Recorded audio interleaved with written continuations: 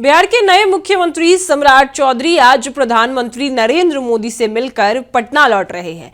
लेकिन इस बीच आपको बता दें कि बिहार का खजाना पूरी तरीके से खाली होने वाला है, क्योंकि सम्राट चौधरी ने रिजर्व बैंक ऑफ इंडिया से 12,000 करोड़ रुपए का लोन मांग लिया है, जहां पर पेंशन दिया जाएगा, स्टूडेंट क्रेडिट कार्ड का लोन चुकाया जाएगा और जो पेंशन बाकी है वो दबाव लगातार सरकार पर बढ़ रहे हैं। इस वजह से अब सम्राट चौधरी ने रिजर्व बैंक ऑफ इंडिया से 12,000 करोड़ का लोन ले लिया है और वो लोन से अब बिहार में जितने कर्मचारी हैं, जितने पेंशन भोगी हैं और छात्र के स्टूडेंट क्रेडिट कार्ड, इन सभी का लोन चुकाया जाएगा। वहीं बिहार में सड़क, पुल निर्माण और बिजली बिल और कई चीजें जो है सबके लोन और सबके पैसे चुकाए जाएंगे। महिलाओं को भी पैसे देने हैं। चलिए किस तरीके से अब बिहार सरकार ने बिहार को कंगाल कर दिया है, आपको विस्तार से बताते हैं। नमस्कार, मैं कोमल और आप देख रहे हैं दर्श न्यूज। बता दें आपको कि बिहार में नई सरकार के गठन के बाद सम्राट चौधरी 6 दिन बाद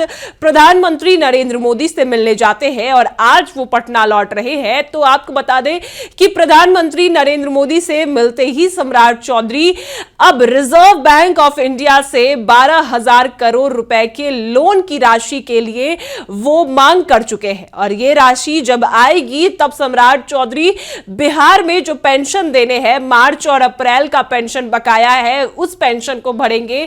58,000 स्टूडेंट क्रेडिट कार्ड जो है उस पेंशन को, उस पैसे को भी देंगे। वही सड़क, पुल निर्माण और कई ऐसे प्रोजेक्ट बिहार में अटके हुए हैं, उन सभी में वे पैसे देंगे। लेकिन इससे बिहार का खजाना पूरी तरीके से खाली हो रहा है।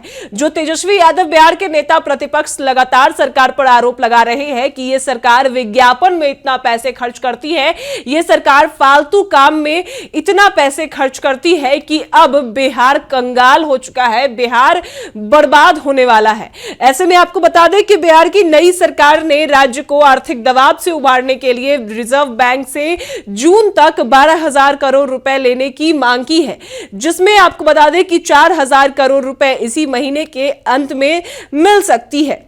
आपको बता दें कि सम्राट चौधरी ने प्रधानमंत्री से मिलने के बाद ही लिखा कि राज्य के समग्र विकास और जन कल्याण के विकास और विषय पर मार्गदर्शन मिला है और प्रधानमंत्री जी का स्नेह और सहयोग बिहार की प्रगति को नई गति प्रदान करेगा। वहीं इसके बाद सम्राट चौधरी आरएसएस दफ्तर भी पहुंचते हैं। प्रधानमंत्री से मिलने के बाद सम्राट चौधरी बीजेपी हेडक्वार्टर में नितिन नवीन से भी मुलाकात करते हैं और इसके बाद आपको बता दें कि इस मुलाकात में मंत्रिमंडल के नामों की लिस्ट भी फाइनल कर ली गई है।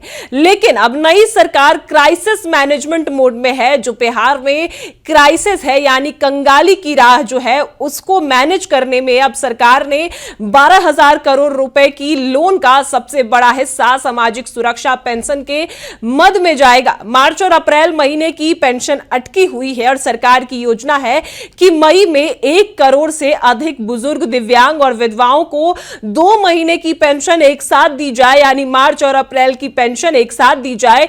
इसके अलावा अगर आपको बता दें कि फंड की कमी से रुकी हुई विकास योजना और 58,000 छात्रों के स्टूडेंट क्रेडिट कार्ड का भुगतान भी इसी कर्ज से होगा। चुनाव से पहले मुख्यमंत्री नीतीश कुमार ने पेंशन 400 रुपए से बढ़ाकर 1,100 रुपए कर दी थी। इससे सरकार पर हर महीने 11 आपको बता दें कि 1,150 करोड़ रुपए का बोझ पड़ रहा है। साथ ही महिला रोजगार योजना में 15,000 करोड़ रुपए खर्च होने से खजाना दबाव में आ चुका है। अब आप सोच रहे होंगे कि पेंशन कब तक मिलेगा, सामाजिक सुरक्षा पेंशन कब तक मिलेगा। तो आपको बता दें कि लोन की पहली किस्त अप्रैल अंत तक मिलने की उम्मीद है और मई में मार्च अप्रैल का पैसा जो है वो एक साथ खाते में जाएगा। वही 58,000 छात्रों की फीस अटकी है। शिक्षा वित्त निगम मई से भुगतान शुरू करने की तैयारी में है। वही ट्रेजरी से भुगतान रुकने से प्रोजेक्ट ठप है। लोन मिलते ही निर्माण कार्यों के लिए भी फंड जारी किया जाएगा। राज्य की देनदारी 3.70 यानी 70 लाख करोड़ रुपए पार कर चुकी है और इस साल के अंत में आपको बता दें कि 4 लाख करोड़ के पार जा सकती है कि बिहार में अब 4 लाख करोड़ का कर्ज हो जाएगा। बिहार सरकार ने 2025 के अप्रैल जून की तिमाही में 12,000 करोड़ रुपया लोन लिया, लेकिन उस समय लोन लेना मई महीने से शुरू किया गया, जबकि नए नए वित्तीय वर्षा शुरू होते ही वेतन में देरी होने लगती है और अप्रैल से ही लोन की जरूरत पड़ने लगती है। रिजर्व बैंक के आंकड़ों पर अगर गौर करें तो सरकार शुद्ध देनदारी 3,70,000 करोड़ से पार कर चुकी है और 2026 समाप्त होते होते बिहार का कर्ज 4 लाख करोड़ के पार पहुंच जाएगा। सरकार को इसी साल करीब 40,000 करोड़ रुपए सिर्फ ब्याज के रूप में चुकाने हैं, यानी हर दिन 100 करोड़ रुपए से अधिक राशि सिर्फ और सिर्फ सूद में भरने होंगे।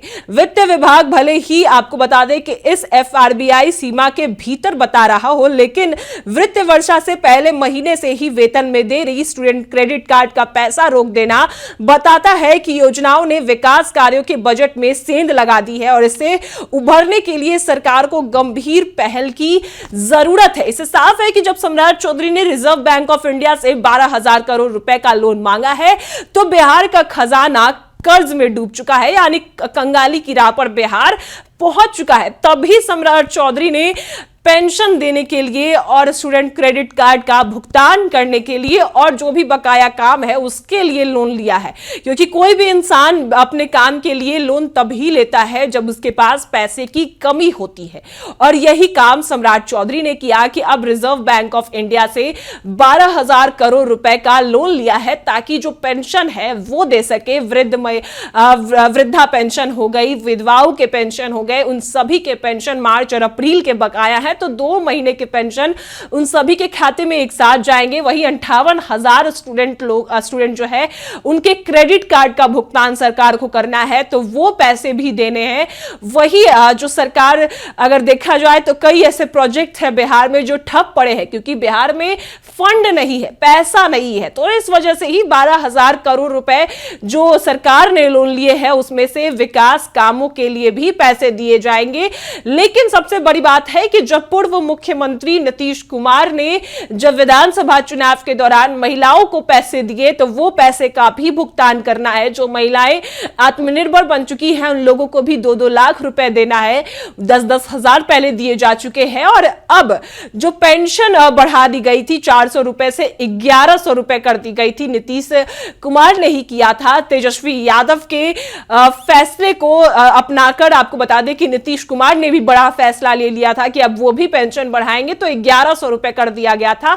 लेकिन इस पैसे को बढ़ाने के बाद अब सरकार पर 1,150 करोड़ का बोझ बढ़ चुका है और लगभग आपको बताएं कि दिन में हर दिन कितने कर्ज जो है वो बिहार डूब रहा है तो 100 करोड़ के कर्ज में लगातार बिहार डूब रहा है। और हर दिन आपको बता दें कि देखा जा रहा है कि अब बिहार कंगाली की राह पर जा रहा है क्योंकि हर दिन 100 करोड़ रुपए से ज्यादा की राशि सिर्फ सूद भरने में जा रही है। सिर्फ सूद देने में 100 करोड़ से ज्यादा सरकार दे रही है।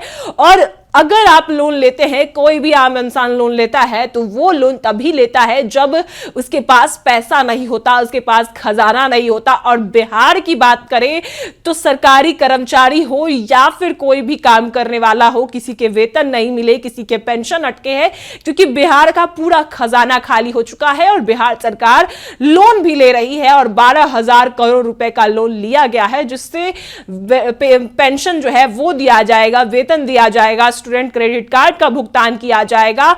और जो पैसे बिहार के बोझ और कर्ज पर आपको बता दें कि बिहार के पास अभी लगभग कितना कर्ज है तो 3.70 लाख करोड़ रुपए का कर्ज है जो बढ़कर 4 लाख करोड़ रुपए 2026 के समाप्त में हो जाएगा। तो बिहार पूरी तरीके से कंगाल की राह पर जा चुका है और सम्राट चौधरी ने फिर से आपको बता दें कि रिजर्व बैंक ऑफ इंडिया से 12,000 करोड़ रुपए का लोन ले लिया है। अब आपकी इस पर क्या राय है वो हमें कमेंट में जरूर बताएं और देखते रहे दर्श न्यूज।